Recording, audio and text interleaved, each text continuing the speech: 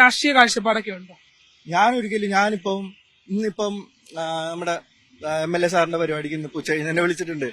അതുപോലെ തന്നെ എന്നെ കോൺഗ്രസിലുള്ളതാണെങ്കിലും എല്ലാരും KC വേണുഗോപാൽ നമ്മുടെ സ്വന്തം ആള് പുള്ളി വിളിച്ചിട്ടുണ്ട്.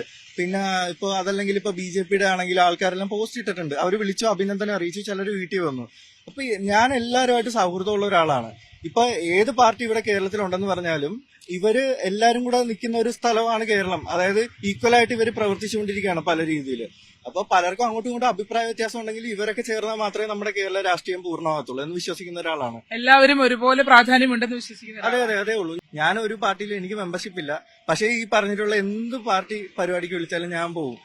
എനിക്ക് മാക്സിമം പോകാനായിട്ട് ശ്രമിക്കും. കാരണം അവിടെ വരുന്നതെല്ലാം സാധാ എന്റെ ബുക്ക് വായിച്ചിട്ടുള്ള ആൾക്കാരും ഒക്കെ തന്നെയാണ്. അപ്പൊ അതിന്റെ അകത്തൊരു പാർട്ടി വേർതിരിവ് അല്ലെങ്കിൽ ചേരിതിരിയുക അങ്ങനെയുള്ളതൊന്നും ഇല്ല. അതുകൊണ്ട് തന്നെ അവർക്ക് എല്ലാവർക്കും എന്നോട് ഒരു സ്നേഹമുണ്ട്.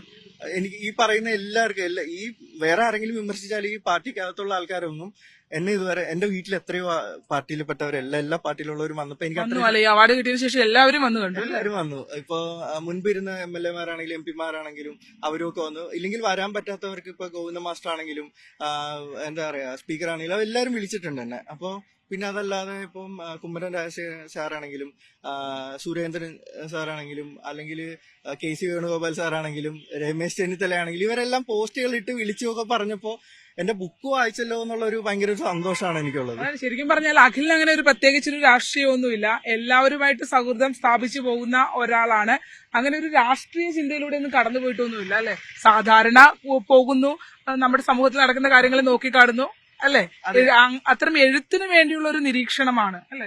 അത് ഞാൻ അതില് സത്യം പറഞ്ഞ രാഷ്ട്രീയത്തിൽ ഞാൻ ഫോക്കസ് ചെയ്തിട്ടില്ല ഇതുവരെ. ഞാനത് അതിന്റെ ചരിത്രങ്ങളെ പറ്റി ഒരുപാട് പിന്നെ നമുക്ക് ആലപ്പുഴയ്ക്ക് ഒരു ചരിത്രമുണ്ട്.